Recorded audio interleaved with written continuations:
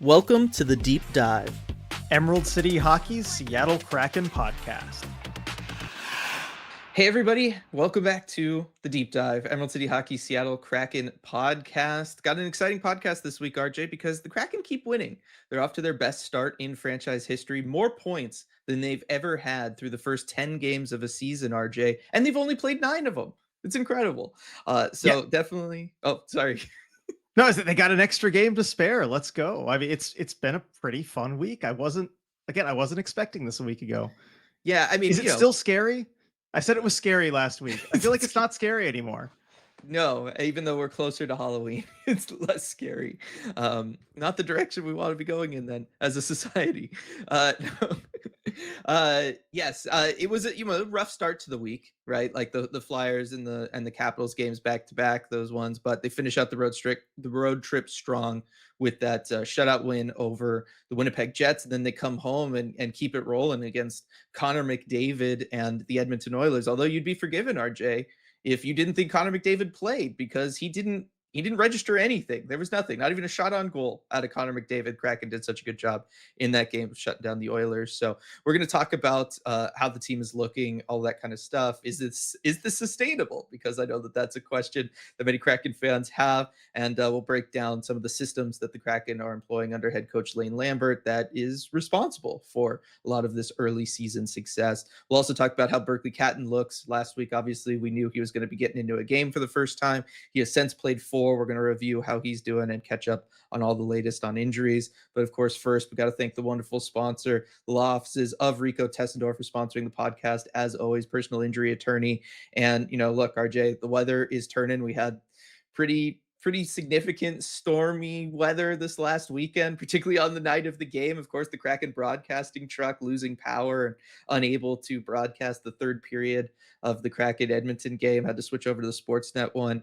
And I know just from like going around the neighborhood, right, like branches and stuff everywhere, people on the Discord were talking about power outages, downed lines, all of that kind of stuff. So just a reminder that as the weather is fully transitioning into fall and then into winter, to drive safe out there. You don't want to have to call Rico. It's a if something happens, you call Rico.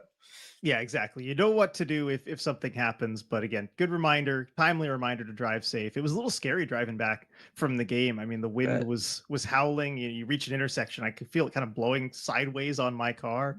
And actually, I didn't tell you this, but on the way to the game, I did unfortunately see an accident where somebody's boat trailer had tipped over from the wind, and the boat just fell out onto the street, and it looked like it had hit another car. So if somebody's boat falls on you, yes, you know who to call. But yeah, hopefully that doesn't happen. Yeah, exactly. Well, we hope none of you ever need his services. The odds say that at some point someone out there will be involved in an accident, whether on the road, at work, or anywhere in between. And when you are, we hope you call Rico at 425-778-9800 or visit his website, ricotessendor.com, to schedule a free consultation. He's won millions of dollars for his clients and helped thousands of people in the greater Seattle area. And as a fellow member of the ECH community, we know he'll help you too. I do wonder if he's helped anybody with a falling boat situation. True. I mean, we know he's been a variety of different things, but yeah, we should ask him next time. Well, I wonder yeah, you could probably share detail, like not significant details of a case, but yeah, I'm sure you can share general details. There was a case involving this. Craziest things that have happened, because I'm sure there are accidents out there in the world that we would never think of, but a personal injury attorney probably does. Yeah. No, I'm sure. And I think on his website too, he's got some examples of types of cases that he's handled. So yeah. I'm sure he's got some crazy stories. Oh yeah, definitely. Real quick before we get going, Patreon schedule, RJ, because I mean, you had your Armchair GM chat. No, it's tonight. No, it's tonight. Yes, that's right. It's the 27th.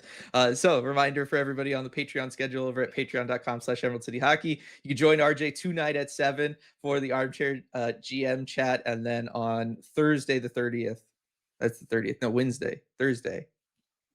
Wow. Dylan, man, you're all over the place. I am all over together. The place. But it's the prospect chat. It will be together for the prospect chat. I thought it was Thursday, but then I got scared about math. And looking at it being the 27th the week, math. Yes, it's I talk hockey. Okay, I don't do arithmetic. The the prospect chat on Thursday. Going to be looking at how everybody's doing since they've been returning to their junior teams or Coachella Valley's gotten underway. Looking at how the Firebirds are doing, starting to pick up there with the Firebirds a little bit of a rough start to the season with all those young guys down there, but starting to get going. So looking forward to seeing everybody for those streams. Yeah, looking forward to it, especially tonight too. I'm going to be talking about maybe how the Kraken winning more than expected could affect them in the near and long term and the roster and all the decisions they're going to have to make. So it's not an armchair GM stream I expected to be doing at this time of year, but looking forward to it. Yeah, definitely take that over the alternative. All right, before we get into Berkeley Catton here, RJ, let's just do a quick update on injuries and kind of where the state of the roster is. Yeah, so we'll start with some of the bad news and transition to the better news. But we'll start with Jared McCann, who has since been placed on IR for a lower body injury. He's missed the last over a week with that injury. Still no word on if it's related to the injury he was dealing with in training camp or not. That's not really something the team would probably tell us. But he has been out, missed the last few games, and so he's still not skating or practicing with the team at morning skate. He was, no sign of him at morning skate. So unfortunate there, but he'll be out for at least the near future here. Then some, bittersweet news, mostly on the bitter side, but Brandon Montour is back. He has returned to the team, but we did find out why he was out. It was, he lost his brother recently after a long battle with ALS. So, some awful news for Montour, and our thoughts with him and his family, and get very bravely speaking about it too, and he was clearly very emotional talking about it. But the upshot, the small upshot, is that he is back in the lineup. He's back with the team, and I know getting support from this group, and they've really kind of rallied around him since coming back. So that's the latest on Brandon Montour. And then the good news is Kaapo Kakko is back in practicing with the team this morning at practice. He was there and actually participated in drills too. I mean, we saw he was skating before the practice started. Figured that might just be some individual work from his broken hand recovering, but he actually did take some drills. So that's a positive sign. Didn't take line rushes, so he's not quite ready to be back yet, but very good sign for Kaapo Kakko. Yeah, definitely. I mean, we knew about the kind of early November-ish time frame. That was what the team was shooting for. Seems like it's probably still on track for that. We haven't gotten really a firm update from the team about what the schedule is for him, but having him out there and participating in drills is definitely a positive sign, and means that a return, assuming there's no setbacks, would start to become imminent. So looking forward to that. We'll see kind of how and where, I guess, he slots into the lineup, because that's going to be an interesting thing. I know lots of people have already started trying to figure that out, looking at the roster, looking at potential lineup configurations with him. But we'll try not to put the cart before the horse on that one today anyway.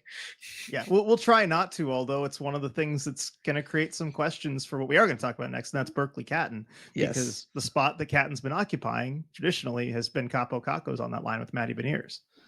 Yeah, I mean, well, it's on the other side, right? It's on the other side, but Yeah. a spot on that line. Yes, definitely. So Berkeley Catton comes in, replaces Jared McCann at the beginning of last week, comes in for that first game against the Flyers very early on, first period of NHL hockey. Picks up an assist, RJ, secondary assist, gets that monkey off his back. And I thought he's looked pretty good here through the 4 games of action that he's gotten. He has 2 assists total. But the big thing has just been that he's been able to, get in there, play a decent amount. I talked about it last week. The main thing that I would be looking for from Berkeley Catton as he works in a lineup was just going to be, can he, do the things that he needs to do away from the puck, play to the system, help with the breakouts and the transitional attack up the ice? Can he help with the cycle and the forechecking in the offensive zone? And I think, he's not necessarily getting every shift with that line. His ice time, I think he's averaging like 13 minutes a night or something like that right now. It's about 13, 14 18. in his first, and it has been distributed a little unevenly. So the average doesn't tell you everything. It's about 14 in his first game, 18 in his second game, and then 10 and 11 in the 2 games after that. And it's really been dependent on the situation too. And I love that Lane Lambert gave him the 18 minutes in that game against Washington that was pretty much lost at that point. But in the games where they have been defending leads and winning against some better teams, you have unsurprisingly seen the ice time decrease a little bit, but that's totally fine. So he's got to be played situationally. Right. And he's being treated like a young player would traditionally be treated, which is very much going to be dependent on the situation. But I think that yes, I'm with you. The big positive takeaway is that he got huge minutes in the game that, made sense for him to get big minutes in. And I think that that's a welcome sight for Kraken fans. But how have you thought that he looks out there, RJ, through these 4 games? Because we are, up to a decent sample size. It's not like we're trying to do this after one evening. Yeah, I think we have a fairly good sense of, at least right now, what he is as an NHL player. And that's somebody who can play with skilled players and look like generally he belongs. He can make good passes. Like you said, he can help out with the cycle. He doesn't stand out a ton to me. You see occasional flashes of plays where he is thinking at a very high level. And Mhm. so he's attempting things that other players wouldn't really attempt. And that's really what makes him special is especially that vision in the offensive zone. So you see that from him occasionally, but he's not anyone whose skill is going to jump out to you relative to his opposition right now. He belongs, but he's not standing out a ton. And that's all he needs to do right now as he figures out the NHL game as he grows and continues to develop. But that's kind of roughly what I think. I mean, it's about what I thought would be the case going into the season, right? We Mhm. asked that question of, okay, well, what do we think Berkeley Catton is at the NHL level? And we said that, right, he's like their seventh or eighth best winger, probably. That if you give him, 82 games, top nine role, probably like a 30-point player, 35-point player. I think that's about what he is at this point. Yeah, I think so as well. Obviously, being able to play with, arguably the Kraken's best line, or at least their best offensive line, I think that we could say that with Matty Beniers and Jordan Eberle has helped. With the 2 assists through 4 games, right? That'd be a 41-point pace for the full season, and I think that that's kind of appropriate. I'm with you. That's basically what we talked about for him at the beginning of the year. I mean, he can go out there and he can be effective. He can create at times, but he's not creating consistently, right? He's not full on playmaker all the time. He is still at his best when the puck is on his stick. That is when he's at his best. I do think that to an extent, and we'll kind of talk about this a little bit later when I bring up like the graphics and we look at some of the systems and stuff that the Kraken have been employing, not all of them really fit his style of game. Like he's very much a perimeter style player who wants to play kind of to the outside, away from that slot area in the offensive zone. And then he wants to kind of read, see what the defense is doing, and then find open teammates who are in high danger areas. And that just isn't a ton of how the Kraken are playing right now. They're playing pretty down low. Like when they do have the puck for a prolonged period in the offensive zone, they're playing very down low. It's very, corner and behind the net heavy. And for a smaller guy and for a young guy who doesn't, hasn't filled out yet, it's a more difficult style of game to be playing, and I think that that's affecting him some.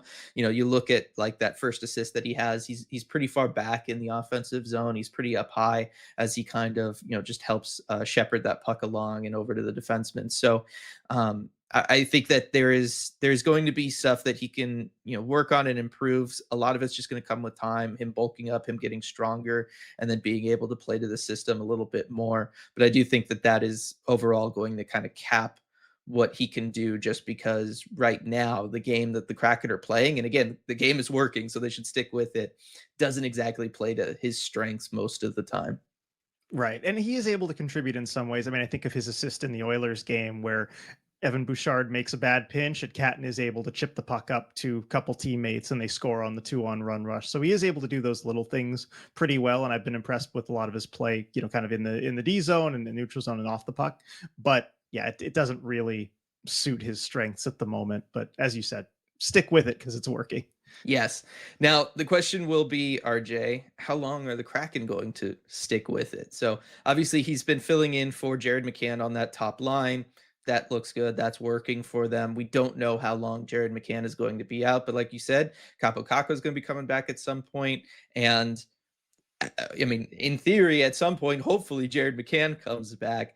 Based on what we're seeing from Berkeley Catton, both, just how the Kraken are using him and the way that he's playing, do we think that the plan has maybe changed with him a little bit? Like, obviously, the plan has changed somewhat. They weren't able to send him down for the conditioning stint in Coachella Valley yet because of that injury to Jared McCann, and he's been in the lineup. But he's only at 4 games.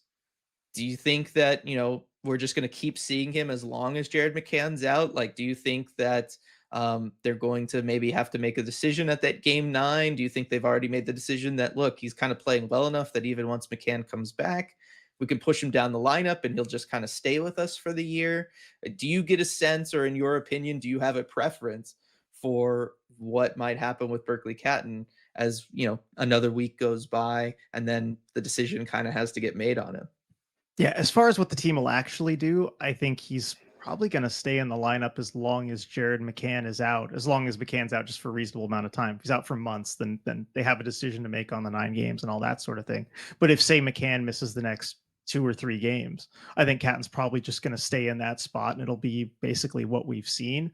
But I have a hard time imagining that when Jared McCann returns, that he won't return to that spot in the top 6, and that won't affect Berkeley Catton. I think if McCann was going to be back next game, I don't think he will be, but if he was, I think he's slotting right back into that spot with Matty Beniers and Jordan Eberle. And maybe that means that Berkeley Catton's a scratch. Maybe that means he moves further down the lineup. I don't know, but I have a hard time seeing Catton sticking when Kakko and McCann are back. I just don't know where you put him if you're trying to go all out and win games the way that I think Lane Lambert is. I think Yanni Newman would be like, if Kakko comes back, I think maybe you bump Yanni Newman down a spot somewhere, and then you can kind of fit Kakko into the top 9. So I don't think that's going to jeopardize Catton, but when McCann comes back, I think Catton's going to be a scratch.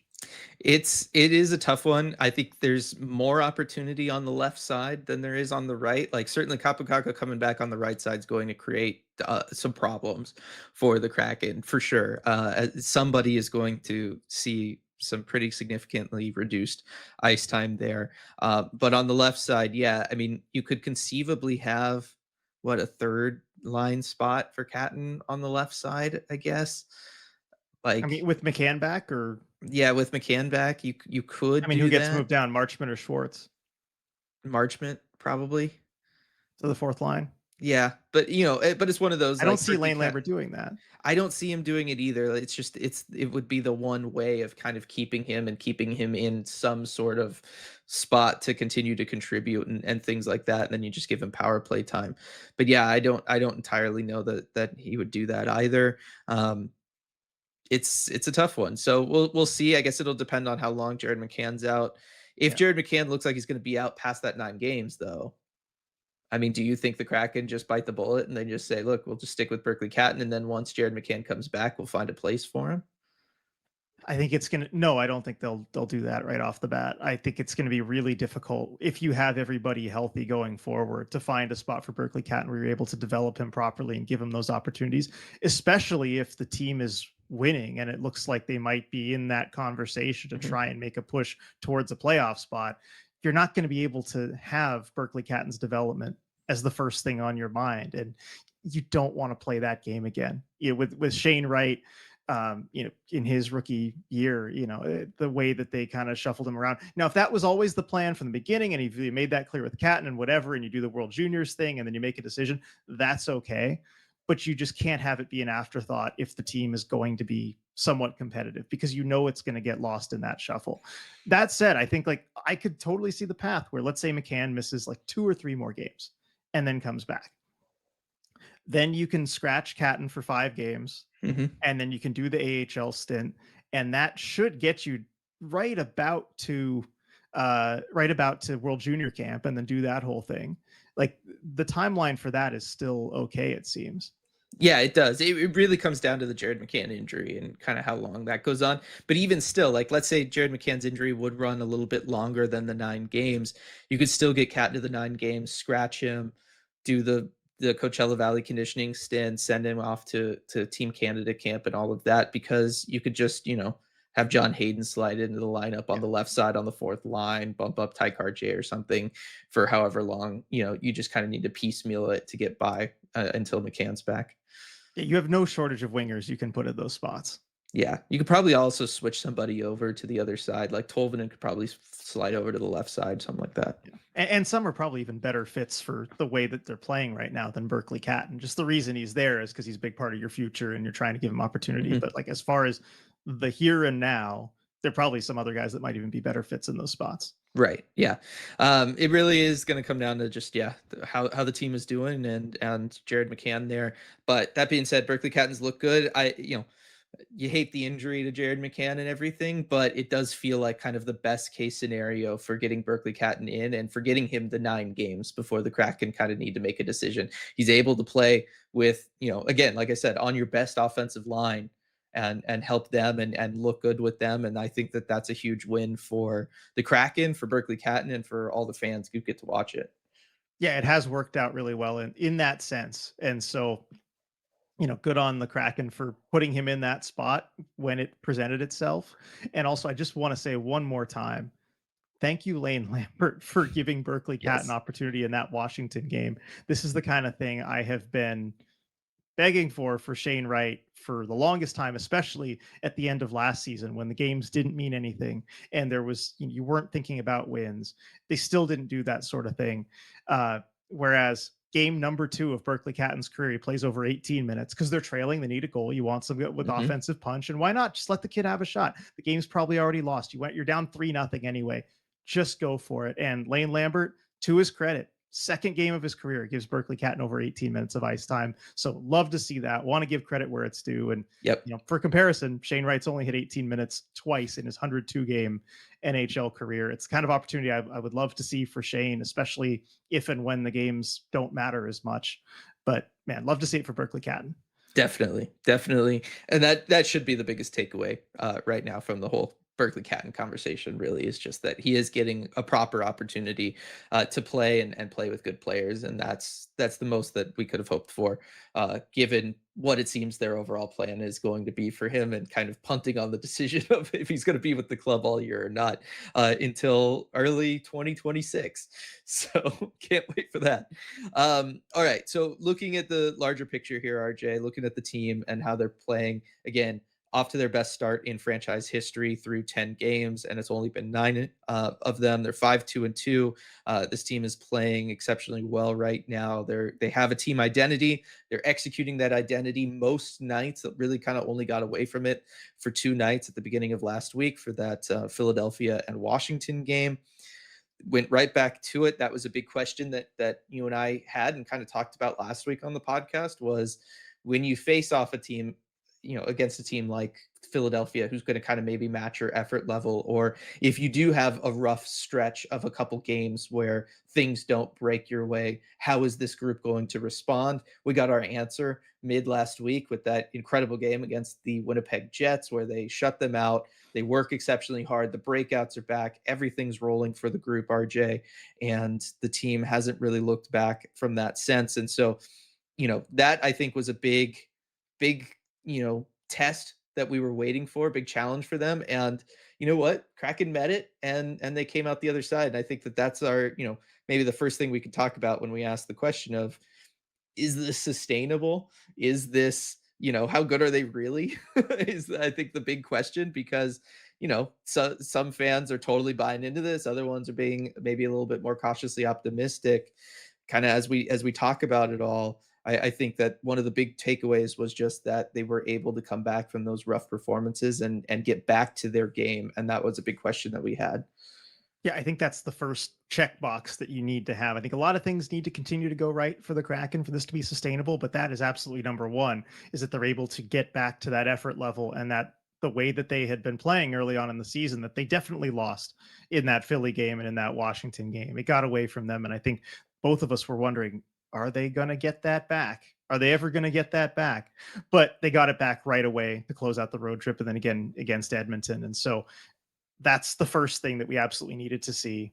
Definitely saw it. This is not just something that's going to last 6 or 7 games the way that they're playing, and then it's all going to go off the rails. They are right back to the way of playing. So that's great, because as we said last week, I mean, you had a great prepared statement, just like that it all really comes down to the effort. The effort's still there, and that's the most reassuring sign for me.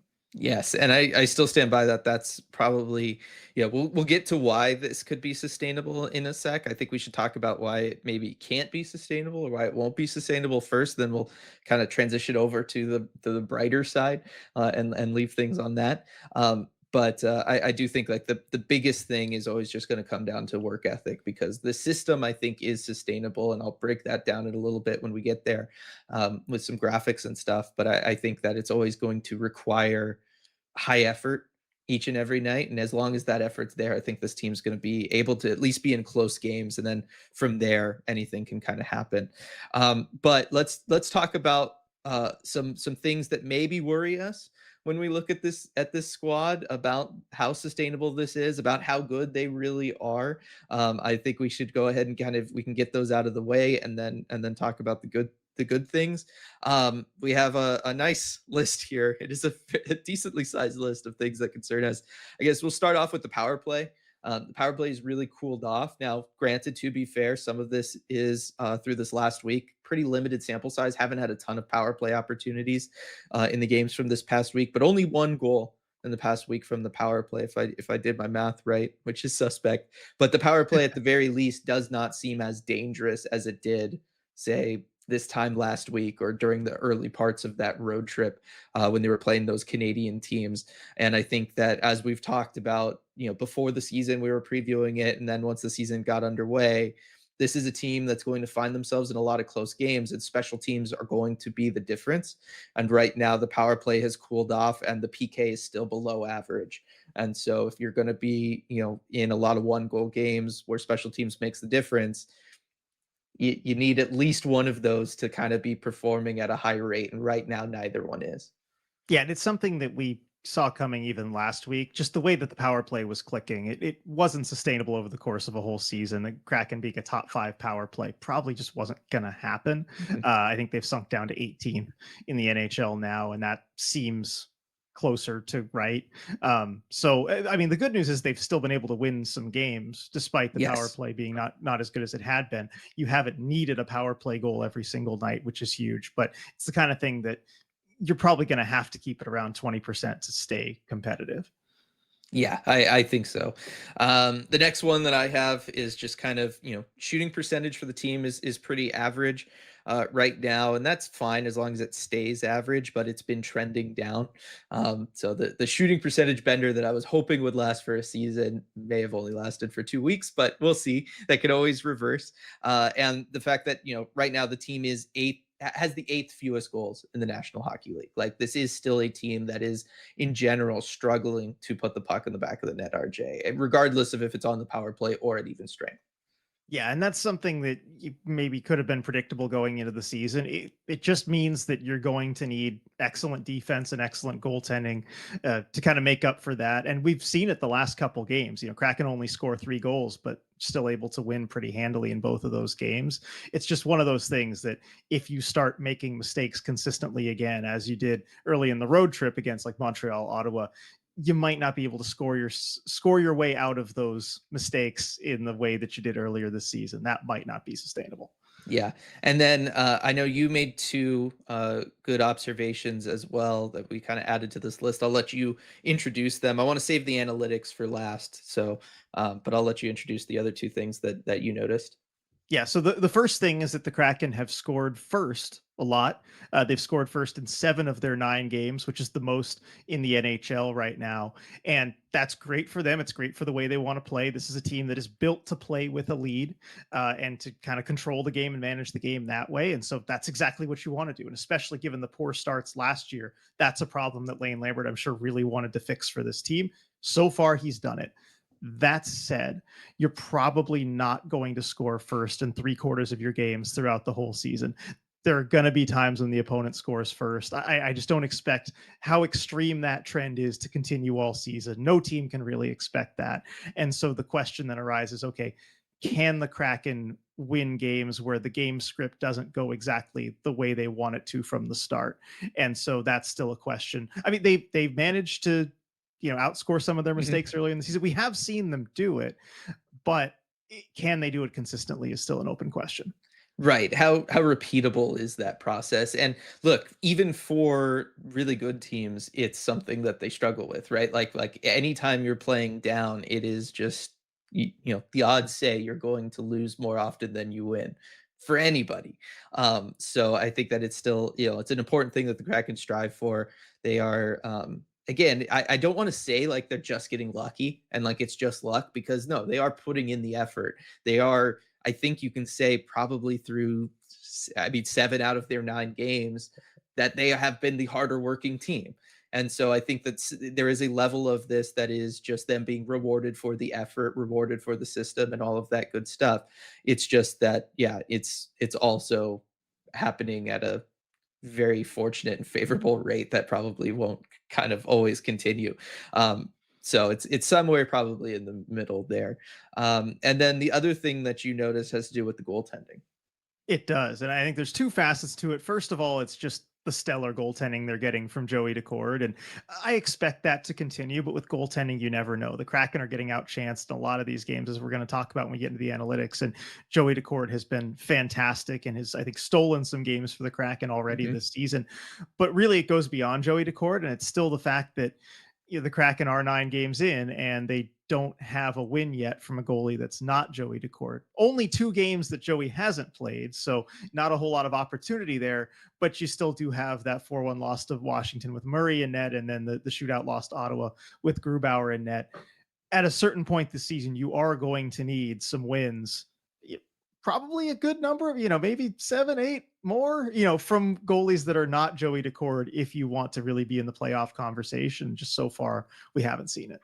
Yeah, and especially because, Joey is obviously fantastic. They're going to lean on him.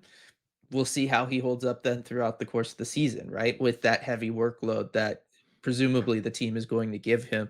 It would be nice if, yeah, one, you just kind of had a read on who the true backup goaltender is. I mean, you're still going with the 3 goalies, and then certainly if they could get in there and you know try to match the performance of Joey Daccord. It is difficult for anybody to match the performance of Joey Daccord, but at least pick up some wins there in net. So looking at all of those things, RJ, those all tell a story. The analytics also tell a story. And, look, some people really put a lot of weight to the analytics. Some people still think it's just numbers, and that, that's kind of the beginning and the end of the story. I think you and I, you know, somewhere in the middle, but probably lean towards the analytics are, something that can be trusted over a large enough sample size. And right now, the analytics with this team are not kind to it. Right, this is a team that is getting, expected goals wise, they're getting out generated. I think that that's something that should match the eye test for just about everybody. This is a team that right now is kind of greatly outscoring what they should be. They are definitely getting outchanced, and particularly they're getting outchanced when it comes to high danger chances, which again matches the eye test. So I don't think there should be too much argument with that one. You look at things like Jay Fresh just put out a chart, RJ, of teams and kind of where they rank as far as where they plot on the graph as far as 5-on-5 goals versus expected goal share. And the Kraken are very firmly in the outscoring but outchanced quadrant, which is better than being in the bad quadrant, which is where they've been in the past. So they are actually outscoring what they should be doing. But they're there with teams like the New York Islanders, the Chicago Blackhawks, the Vancouver Canucks. There we go, got it up on screen, and the Pittsburgh Penguins, who are all teams that we've talked about over on Patreon pod as, are these teams for real, right? Like, is this sustainable production from them? And generally, at least when it comes to all those other teams, we say no. And so I kind of ask you the question, RJ, based on the analytics. And again, you can kind of pick whatever analytics you want. They're going to kind of tell the same story. Is the success sustainable for the Kraken if they're going to be ceding opportunities to the other team at a greater rate than they can generate them for themselves? Yeah, and I think those numbers would tell you just on their face, probably not. I can't believe this. I can't believe I'm saying this, but I'm actually, I think, more optimistic than maybe most on this as far as sustainability, given what the numbers are, because I've seen the specific way that it's played out. I have Yeah. seen the Kraken, like these numbers, I think, are reflecting a real truth here, that the Kraken are being outchanced in most games, and they Mhm. are giving up the greater of the scoring chances pretty darn consistently, and yet they are outscoring other teams. I've seen that. That looks correct to me, but I see the reasons why that's the case. And I I think it's actually more sustainable than just the raw numbers would lead you to believe.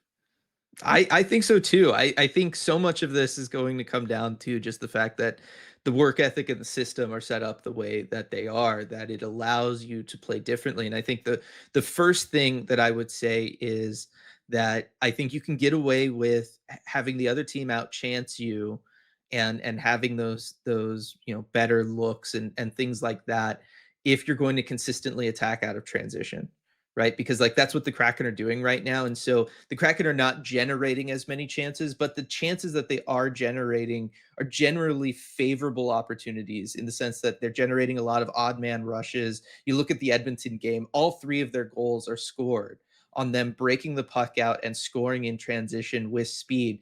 Those are not necessarily always going to be registered by at least the publicly available models as high danger chances, but they are chances that tend to be converted at a higher rate than just grinding it out in the offensive zone and trying to manufacture an opportunity. And so when I look at the way this team plays, if you're going to be looking for odd man rush opportunities and attacking in transition, I think that those are one of those situations where you're going to be able to, again, you're not going to get a ton of them every game, but those are easily converted opportunities or more easily converted opportunities. And so I think that helps make it sustainable. And then when we look at them in the offensive zone, when they're playing their game and when they're getting that net front traffic and when they're able to do things the right way and kind of control the situation in the offensive zone. Again, they don't generate a lot of chances. This is why they don't get a lot of shots on goal. The shot counter is never in their favor. You look at the analytics and all of that stuff, it's definitely not in their favor. The expected goals will never be in their favor this way. But they really do wait for when everything kind of lines up and they have a shooting opportunity and chance that is going to be, again, greater than average. And so I think that by them kind of picking and choosing when to go for it offensively, I think that will help offset, and you are going to be able to stay in that outscoring but outchanced category. Yeah, and on the flip side, defensively too, you look at the chances they're giving up when they're in their own zone. I think the Edmonton game and the Winnipeg game are perfect examples of it. I think there's a lot of quantity. There's a lot of pucks Mhm. thrown at the net from areas where, that could stack up as far as expected goals. But when you look at the really prime real estate right in front of the net, chances where Joey Daccord just, there's no way he can stop it, whether it's like a tip in front or a wide open tap in, whatever, they're not really giving those up. And what is necessary in order to generate those, we've seen it from the Kraken, right? It's going to the front of the net. It's taking a lot of punishment to get there. And I think you look at the last two Kraken games and their opponents, Edmonton and Winnipeg, have had no interest in taking the kind of punishment that it requires to get to those areas of the ice to generate those goals that are maybe a little bit ugly, but those are the kind of goals that you have to score against a solid defensive team and a really good goalie like Joey Daccord. And so when the Kraken take away that area of the ice, there's not a whole lot opponents can do without having to take a lot of punishment and work really hard. And the Jets and Oilers were just not willing to do that. The Flyers certainly were. They were Yeah. willing to go to those areas. The Washington Capitals certainly were willing to go to those areas. And so you will struggle against teams that do choose to put in that effort.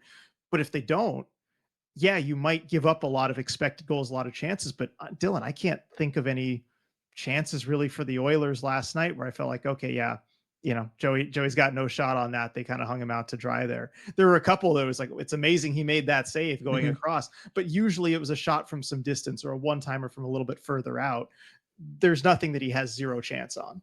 Yeah, I agree with that completely. So many of the opportunities that have been the most dangerous that the Kraken have allowed are really just like lateral moves for Joey, right? He's got to get across the crease kind of quickly and make that save, or in a select number of cases he hasn't been able to make that save, but it has not been because his eyes were taken away.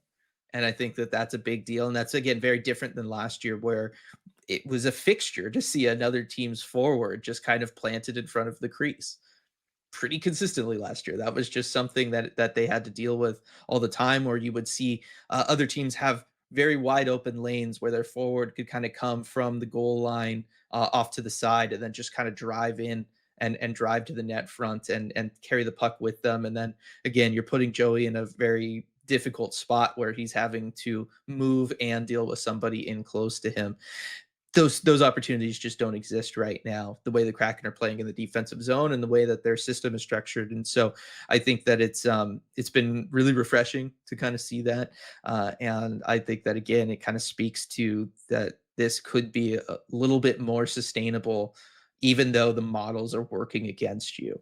And I think that that's really the big takeaway here is just that, look, is it going to be sustainable to the winning percent, the points percentage that the Kraken are at right now, which is, pretty aggressively good. We'll call it. I mean, what's their points percentage? 556. Oh, that's a regulation points percentage. Their Yeah, no, points percentage their needs points to be even percentage is better. 667. So Yeah, that's probably good for like second in the division if it stays over the course of the whole exactly. season. So Yeah. not expecting that, but Not expecting that, but I don't think that this is a team that's going to fall and be significantly under 500 the way that they have in years past, right? Or like the last 2 years specifically. Like that I just don't really see happening. I think it could fall to around 500. I think it could dip below 500, but it's not going to drop significantly below there because of how hard they're working and everything like that. I also look at things like the upcoming schedule, and at least in the short term, I think that that's very favorable for them. I mean, you and I we talked about this back when we did the preview episode where we looked at all the games and predicted all the games on the schedule. November is a great month schedule wise, and I think based on the early returns of the way those teams are playing, it's largely matched what we thought those teams would be, and it still looks like an extremely favorable schedule kind of throughout the month there. I think you were saying it's the next 13 games all look yeah. pretty premium. Yeah, that larger stretch, yeah, there's a couple tough games in there, but it's a pretty good schedule going forward. I mean, when we did do the kind of predict the whole season thing, I had the Kraken starting 15-8-1 off the back of that November schedule, and that still looks realistic to me, just given some of the opponents. And yeah, I mean, there are some teams that there's not a whole lot of, even because I was looking at it for like hardworking teams, because we figured that's Mhm. kind of the teams that really give the Kraken trouble, and there aren't a whole lot of those on the schedule either. So it shapes out pretty well here if they want to go on a run. Yeah, and I think they do. I think they probably I think, want yeah, to. yeah, that's true. Or if they, but again, it comes down to just the effort, right? Can they Yeah. maintain this level of play? And I think effort in the NHL is sustainable. And it's kind of the last point I wanted to get to as far as why this could Mhm. continue, because especially after the last two games, and I'm going to say this so many times this season, but hard work beats talent when talent doesn't work hard. And Mhm. we've seen that a ton the last couple games. And it's the same thing we saw against Vegas, where at a certain point in the game, the opponent realizes, oh man, this is going to be really difficult. It's going to be hard to score. We're going to have to put in a ton of effort. And they get demoralized. And then they actually start playing worse and stop getting the chances that they were getting Mhm. earlier in the game that they couldn't score on. And that sort of thing, I think, is sustainable, even against good opponents throughout the season. The most unsustainable part about it is just whether your group is capable of doing that over 82 games consistently enough. But it's not even on the opponents. It's just about what you do. And if the ball's in the Kraken's court, can Lane Lambert just get these guys playing this way enough over the course of a season? And through 9 games, he certainly has. Right, and I think this is where like the upcoming schedule being kind of light helps as well. The early season rewards and success helps a lot because it helps create that buy-in, right? Like, okay, we're gonna go out there, we're gonna try for the new coach, we'll see how it goes. Oh, we're winning a lot of games, we're getting a lot of points, we're second in the division, we're 1 point off Vegas for first in the division. It is working. It should in theory continue to work through the month of November, and then they're going to be in a really good spot at that point once you get past that American Thanksgiving mark and everything. And so I think that it's one of those things where hopefully that momentum helps continue that effort as the season goes on, as you play more and more games, as your body's taking more punishment, as the aches and pains are starting to build, that you're going to continue to go out there and put in that effort. And I think that based on how they start, that should help that be more sustainable than it would be if they came out of the gate and they lost 4 of their first 5 games or 7 out of their first 10 games. I don't know that that effort would be sustainable, because if you're one of those players, you're like, why should I be doing this, right? So I think it's been very good that the team is getting the wins, and that the 2 times they had significant losses, in the Flyers game and in that Washington Capitals game, it was very clear that that was the furthest from their team identity that they got, and they got punished for it. And I think that it was actually a good thing that those games kind of happened, because that should tell them and teach the group that, okay, this is what happens if we don't go out there and play that way. We look like we did last year. Yeah, And I think good. I'm that that's glad a you're good on point. board with that, because like that's the kind of thing where I always feel like I'm the bad guy when they lose a game. I'm like, you know what? It's a good thing they Could be a lost. They good should thing. not be rewarded for this. Or they, Yeah. you know, they play bad and they do win a game. I'm like, it's not good that they're being rewarded for this. That's what I mean. But I think it sent a big message, and we saw it these last two games. The result of it. Yeah, the last thing I have as for why this could be sustainable, and it's, it's maybe not the most concrete thing to point to, but look, puck luck's real. Kraken are getting it. We've seen puck luck last for a season for teams. There is always one team of destiny that outperforms what the models say they should be doing, and they can put together a run and either make the playoffs or at least get very close. Why can't the Kraken be that team this year, right? Like, if they're going to work the hardest at all of these things, why can't they also get a little, reward from karma as well, and the one goal games kind of fall in their favor more often than not. It has to happen to somebody. I think that the Kraken, of those teams in that quadrant on that JFresh chart, probably in the best place to have that happen to them over the other teams there. So I do like that. I will say, look, over half of their games so far this season have been one goal games. That is the way the season is going to go. It's again a primer for the rest of the year, everybody. Like, this is what it's going to be. They are going to be close games. They are going to have to rely on more of those games going in their direction, whether it is because of puck luck or it's going to come down to, that's the effort thing, right? You're playing a team that has a much better roster on paper, but you're putting in the effort. Yeah, that should be like a one goal game, right? Where those two things are going to happen, and usually the effort, at least in the regular season, helps put you over the top there. But or special, it's going to come down to special teams or whatever. But I think that this trend of all of these games being one goal games, I think it's a lot of games too that have been one goal games.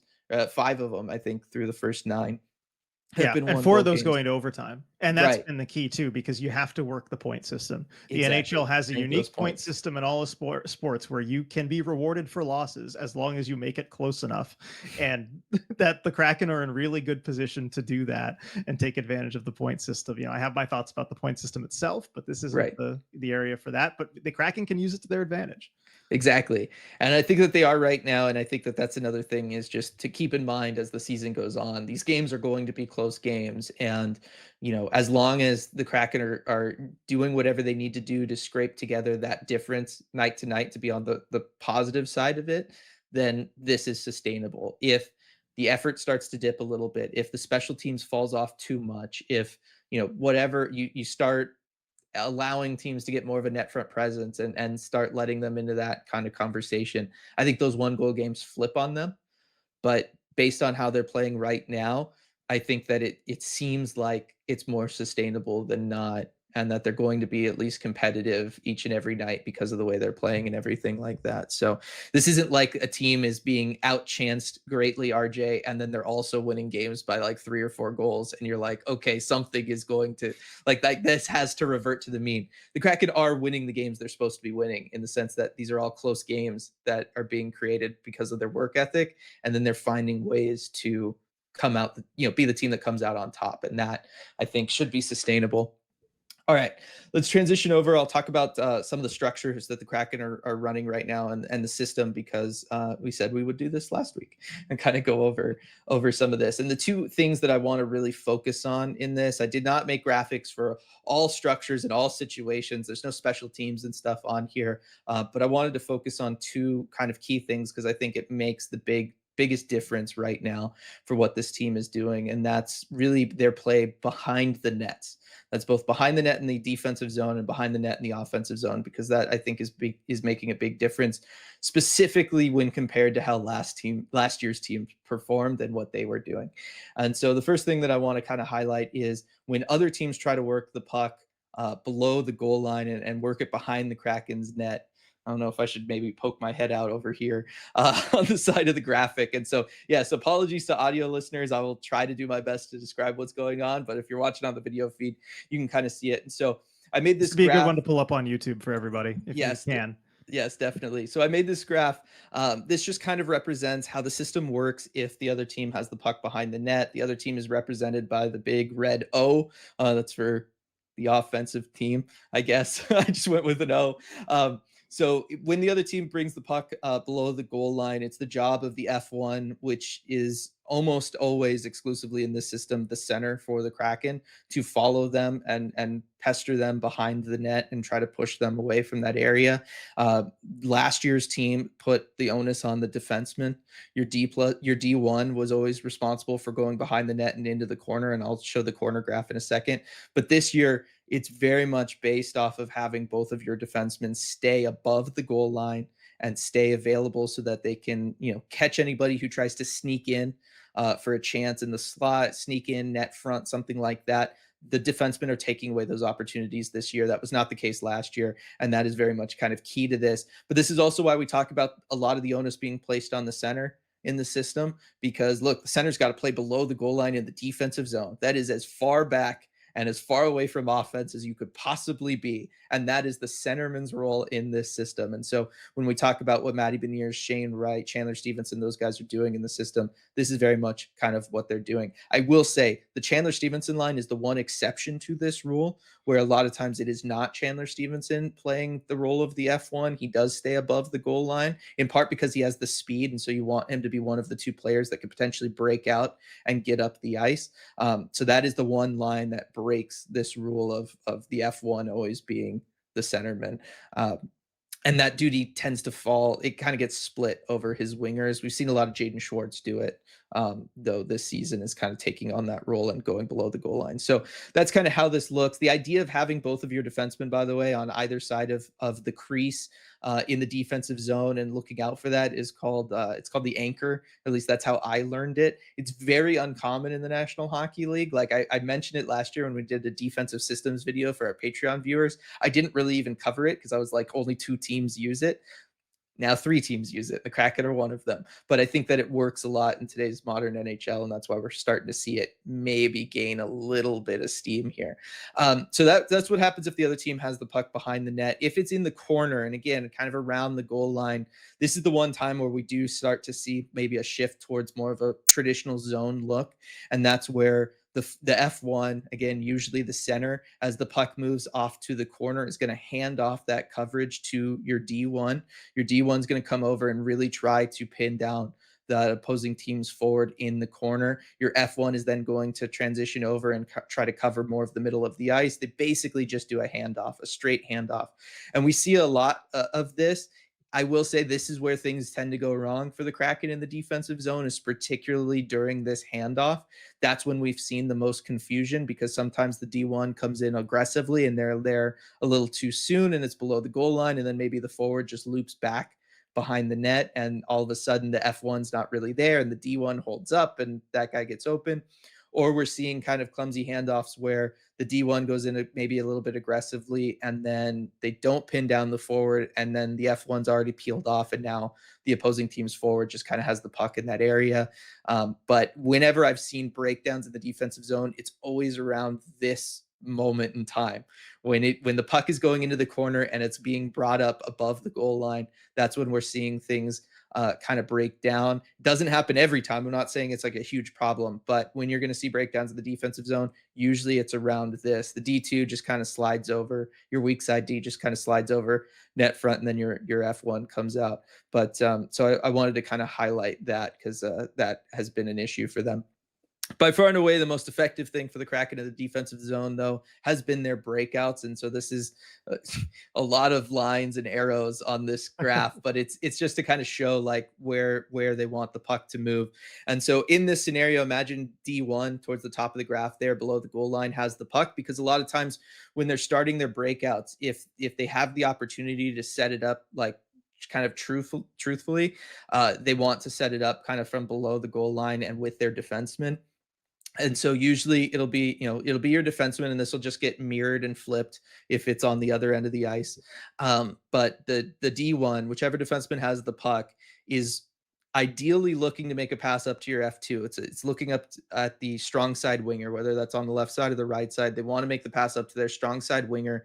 That's their number one read. If that's not available, they have two options. They can either send it around the boards and up, and hopefully your strong side winger wins that puck battle and is able to get it up, or it gets around the defender and gets to your strong side winger and they're able to break it out of the zone. Or if things are really bad and somebody is pressuring you, you just slide it again below the goal line. There shouldn't be any other team's players there, and they slide it over to the weak side defenseman, who then has the same read to look and try to break it up to their strong side, their now strong side winger up the ice. And then from there, all the forwards have a very simple job to literally just go as fast as you can towards the offensive zone. That is all that they have to do. And so it's a very easy system for them. But because of how low the center plays, the F1, again, usually that's the center in the system. That's why we're seeing so many of these transitional attacks being just two players, right? Because one of the players is usually so far back in the defensive zone that even though they're on their horse, they're skating as fast as they can. There's no way that they're going to catch the guys that have a 35-foot head start. But this is basically what the Kraken are looking at for their breakouts. It's aggressive but conservative at the same time. It's aggressive in the sense that they want to get up the ice quickly, and the overall mindset is aggressive, but they've done a really good job of playing it. I don't want to say playing it safe, but they are conservative with the puck.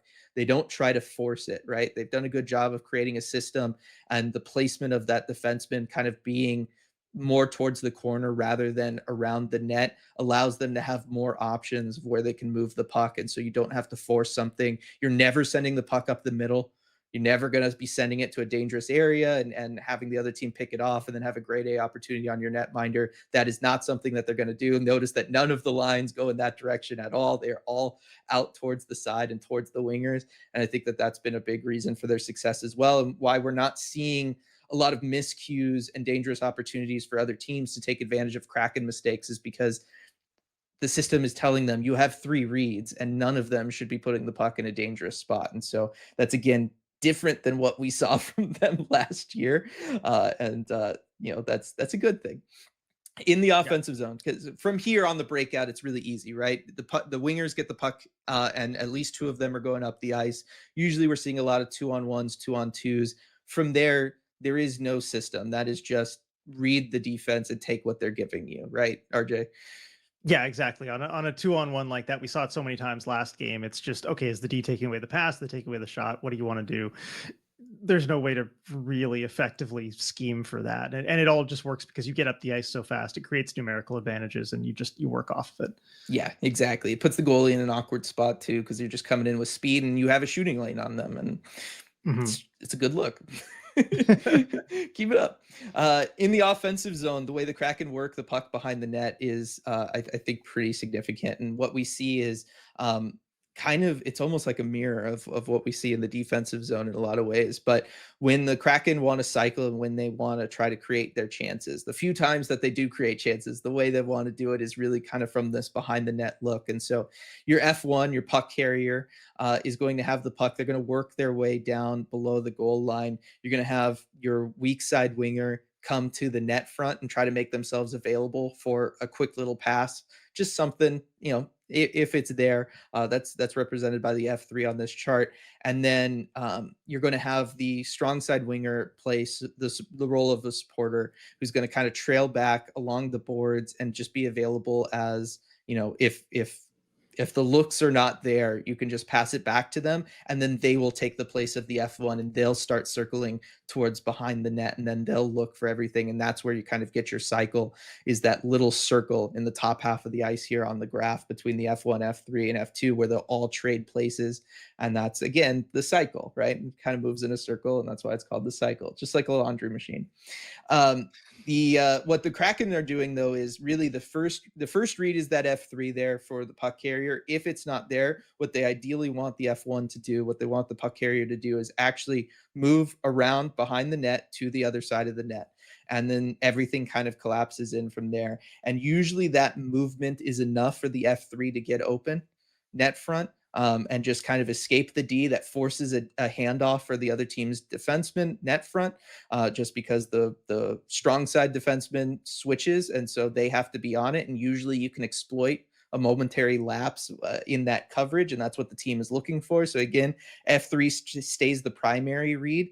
If that read's not there, if you can get it back to your F2 is now a lot closer to the net. They've really come in. They're not on the boards anymore. They've kind of put themselves in a position where they can either drop below the goal line to go and give you support. If you end up stuck and in a board battle, they can be there to help you out, or they're now on the back door basically. And so if you can kind of maybe sneak a pass over to them, they might be able to get to the net front before the defenseman or even the goaltender is able to get over there. We haven't really seen them utilize that a lot. They haven't. A lot of times, frankly, the F3 is available and the read one takes priority. This is just kind of an option that they leave available to themselves. We'll see if they start utilizing it a little bit more in the future. And then if everything is bad, you just you send it along the boards and you send it back to the defenseman, right? Like that is your read. That is, you want to maintain possession of the puck. Don't force something if it's really not going to be there and not work for you. And then once you send that puck back to the defenseman, it's when we see the Kraken get two people net front, right? Because all of a sudden that F1, you've now rotated out. You can go and join the F3 net front and create a screen and try to create traffic in front of the other team's netminder while the defenseman then looks for a shooting lane up high. And so these are kind of what the Kraken have been doing that's significantly different from last year. And I think where so much of their offense has kind of come from is from really playing below the goal line, because teams just don't want to really commit a lot of assets to defending it. At most, they're going to send one player below the goal line. As long as you can kind of get around them or work around them, you're usually in the clear. And from there, you're also in and around the net. You're putting the defensemen who are net front in a difficult spot because the puck is now behind them. So they have to make the choice of, do I turn and face the puck and then turn my back to most of the other team? Or do I turn my back to the puck and I have to face most of the rest of the team and try to see who's trying to get open, things like that. You're just putting pressure and anxiety that doesn't need to be there on the other team by taking that puck below the goal line. And I really, really like how the Kraken have been executing it. Again, it's a fairly safe thing too. It allows you to retain possession, allows you to work low to high if you need to in the worst case scenario. It's just been a really effective system for them so far this year. Yeah, it also puts the goalie in an awkward situation too. When the puck is behind him, that's the toughest thing as a goalie, when it's behind you and you kind of have to keep switching sides too to see where it is. It's a lot to keep track of, and when it gets thrown into high danger areas, that's tough. And as you mentioned too, what it forces the opponent to do, you really have to dedicate those resources down below your own net, which a lot of teams don't want to do, especially skilled teams that are going to try and outskill the Kraken, where that takes away a lot of what you want to do offensively. We talked about it on the flip side, where the Kraken have no problem doing that in their own end, even though it limits what they can do offensively, right? Other teams probably don't want to do that, especially if you have the skill advantage, right? You want to be getting up the ice and spending most of the time in the offensive zone and all that sort of thing. So it just creates that extra barrier to defending, which forces kind of both teams into this more defensive mindset and style. And it does really it favor the team that's maybe lower skilled. Yeah, I would have loved to see this against a Pete DeBoer coach team, because I think this would have crushed it against a Peter DeBoer coach team. But unfortunately, we don't have one of those in the NHL anymore, at least not for the moment. But yeah, that's too long. Yeah, exactly. But that's what they're doing at 5-on-5. That's how they're defending, and the difference in the defensive zone that I think is really helping them a lot is just being able to keep both of those defensemen net front for vast majority of things, right? Force the puck down low, attack them behind the net, and take care of things there, or ideally just keep it up at the points and out of any danger. And then obviously in the offensive zone, just putting that pressure on the other team's defense and giving it to them there. And then the breakouts, because the breakouts to me, RJ, are the number one thing. I think if there is something that's going to go wrong and really flip things from being sustainable, and this team winning hockey games, and this team honestly being in close hockey games, 1-goal games, if anything was to be removed that was going to mean that all of that falls apart, for me, it's the breakouts, because they're just getting so many opportunities to attack up the ice in transition. And that is how they're generating their offense and putting pressure on other teams and minimizing prolonged periods of time spent in the defensive zone where that other team might be able to start sending guys to the net front if they're willing to work for it and all of that. It is all those quick breakouts and getting up the ice quickly. That I think is the one thing that when it was missing for those games against Philadelphia and Washington, it made the biggest difference. Yeah, because there's not a whole lot of other ways. I mean, you look at that Edmonton game. What are they without those breakout chances in the game? If Evan Bouchard doesn't 3 times decide to, do an unwise pinch and hand you those chances, where else do you get your goals in that game? So they are reliant on it, but it's the kind of thing that over a full 60 minutes can come up, especially if you have a lead and a team needs to start taking chances to try and get back into the game. I mean, that's where we saw it certainly on the final one for Edmonton, where they bring up both defensemen because they're down a goal and they need to go get back in the game. So, that's kind of where it starts, and all the more important that they score first. And how weird is it that they're getting them this year, RJ, when last year that was like the supposed team identity? They just weren't able to generate it at all.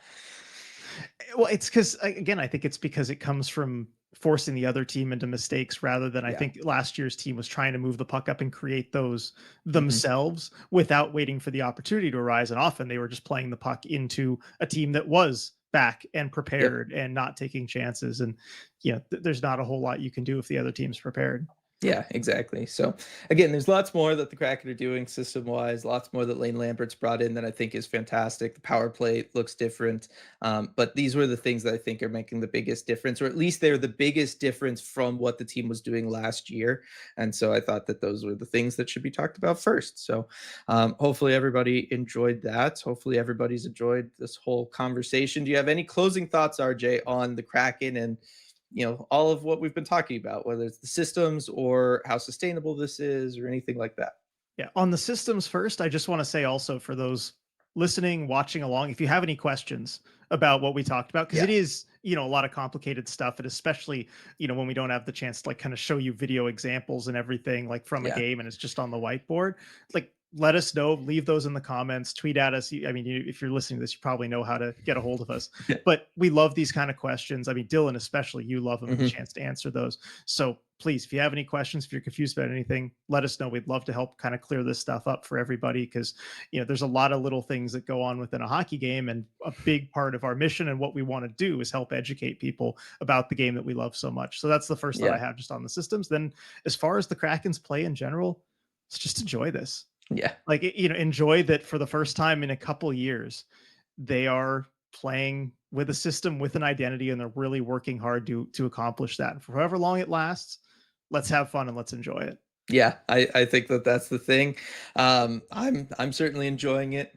It's been very refreshing on our end. I know we've said this before, but man, it is so much easier and more fun to cover a team when the vibes are good and things are going well. So much so. It is so much nicer. So definitely hope it continues for just our sake, if anything. That's going to do it for this episode of The Deep Dive. I want to thank everybody for listening. Huge shout out to Law Offices of Rico Testador for sponsoring the podcast. As always, again, if you ever need him, the weather's getting bad, stuff out there happens on the road. If you ever need him because of an injury at work, you can reach out at ricotestador.com or 425-778-9800. I promise, as a fellow member of the ECH community, he will help take care of you. He'll deal with the insurance companies, all that stuff that you're not going to want to deal with as you work on getting back out there. Thanks, everybody, for listening, and we will see you all next time. Hey everyone, before we go, we just wanted to give a quick shout out to all of our awesome patrons over at patreon.com/Emerald City Hockey, especially our Terror of the Deep patrons. Thank you so much for making all this possible. We really appreciate your support.